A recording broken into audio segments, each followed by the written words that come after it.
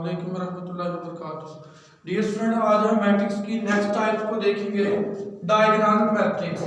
Diagonal matrix में basically क्या होता है, ये हमारे पास एक ऐसा मैट्रिक्स होता है जिसके डायगोनल में कम से कम एक रुकन ऐसा होना चाहिए जो गैर सिफर है, उसको हम डायगोनल मैट्रिक्स कहते हैं। फॉर एग्जांपल मेरे पास है 1 0 0 और 0 2 0 0 0 और 0, इसको हम डायगोनल मैट्रिक्स कहेंगे। बेसिकली ये वाली जो चीज होती है डायगोनल, जिसको उर्दू में हम वतर कहते हैं, इसके अंदर एक रुकन ऐसा होना चाहिए जो गैर सिफर हो, बाकी तमाम के तमाम इसके ऊपर भी और नीचे भी सिफर होने चाहिए। इसको हम मैट्रिक्स की डायगोनल मैट्रिक्स की टाइप कहते हैं। ये हमारे पास क्या है, डायगोनल मैट्रिक्स, मैट्रिक्स की एक टाइप है। एक और एग्जांपल इसकी देखते हैं, हमारे पास फॉर एग्जांपल डी मैट्रिक्स है, इस तरह से भी ये हो सकता है। हमारे पास इधर 0 0 0 0 2 0 0 0 1। इट मीन्स कि ये जो डायगोनल है इसमें एक रुकन ऐसा होना चाहिए जो गैर सिफर है, बाकी तमाम के तमाम सिफर हो, उसको हम डायगोनल मैट्रिक्स कहते हैं। नेक्स्ट मेरे पास मैट्रिक्स है scalar matrix. Scalar matrix, scalar matrix क्या होता है, ऐसा मैट्रिक्स जिसके डायगोनल में तमाम डिजिट्स जो है, तमाम एंट्री जो है वो एक जैसी होनी चाहिए। फॉर एग्जांपल मेरे पास ये एक मैट्रिक्स है, इधर उसका अगर 3 है 0 0 0, ये भी 3 0 0 0 3। तो dear student, diagonal scalar matrix में तमाम के तमाम डायगोनल के अंदर जो एंट्रीज हैं वो सेम होनी चाहिए। अगर इधर 3 3 है तो ऊपर भी 0 नीचे भी 0, ये सारे सेम हैं। अगर इधर 4 4 आ जाए वो भी सेम। ऐसा नहीं है इसके अंदर कि इधर 4 आ जाए, इधर 2 आ जाए, इधर 1 आ जाए, वो आइडेंटिटी मैट्रिक्स होता है, डायगोनल मैट्रिक्स होता है। तो इसके स्केलर मैट्रिक्स के अंदर हमने बेसिकली देखा ये तमाम की तमाम जो एंट्री हैं वो सेम होनी चाहिए, उसको हम स्केलर मैट्रिक्स कहते हैं। इसकी कोई एक और एग्जांपल ले लेते हैं। फॉर एग्जांपल इसकी एक और एग्जांपल लेते हैं। फॉर एग्जांपल इधर के आ जाए 0 0 0 के 0 0 0 एंड के, ये भी एक स्केलर मैट्रिक्स की एग्जांपल है। इसकी जो डायगोनल में है ये सेम होने चाहिए, इसके अलावा बाकी तमाम 0 हों और ये वाला सेम होना चाहिए। इसके बाद मेरे पास है multiplicative identity matrix. Next type है multiplicative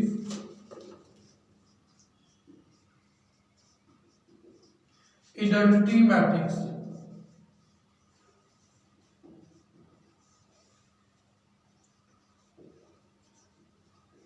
multiplicative identity matrix basically क्या होता है, इसके डायगोनल में सिर्फ और सिर्फ फॉर एग्जांपल 1 0 0 1, इसके डायगोनल में इसकी कंडीशन ये है, इसमें 1 1 होना चाहिए। 2 रोज और 2 कॉलम भी हो सकती हैं। आगे हम और एग्जांपल लेते हैं 1 0 0 0 1 0 0 0 एंड 1।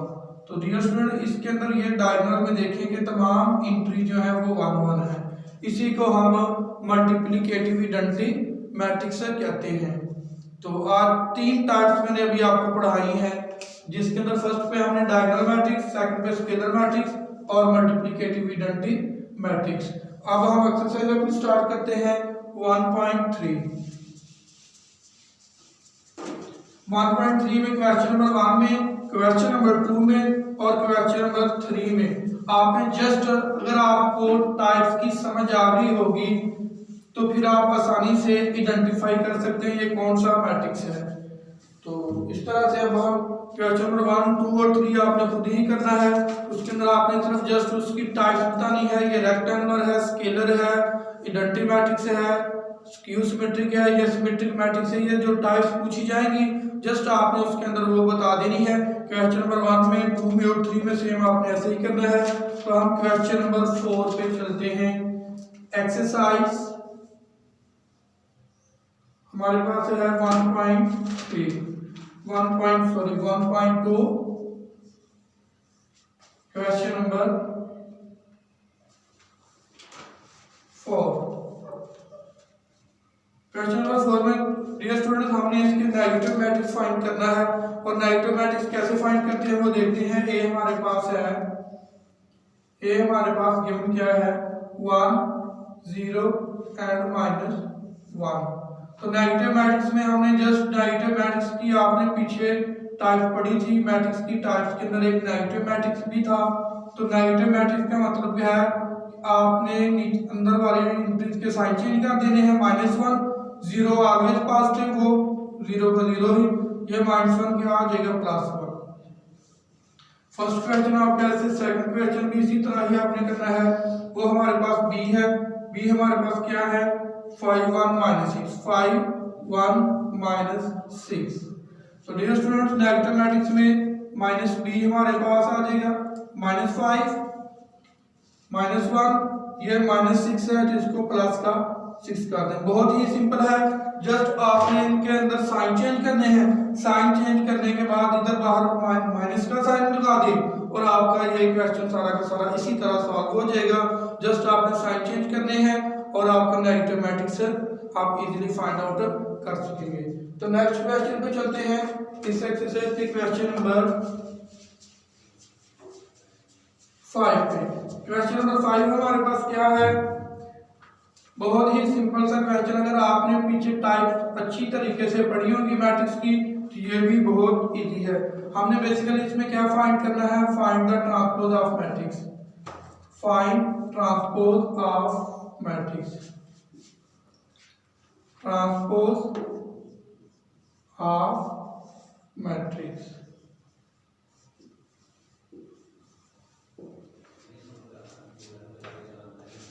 ट्रांसपोज में जैसे हमारे पास फर्स्ट पे है a इज इक्वल टू,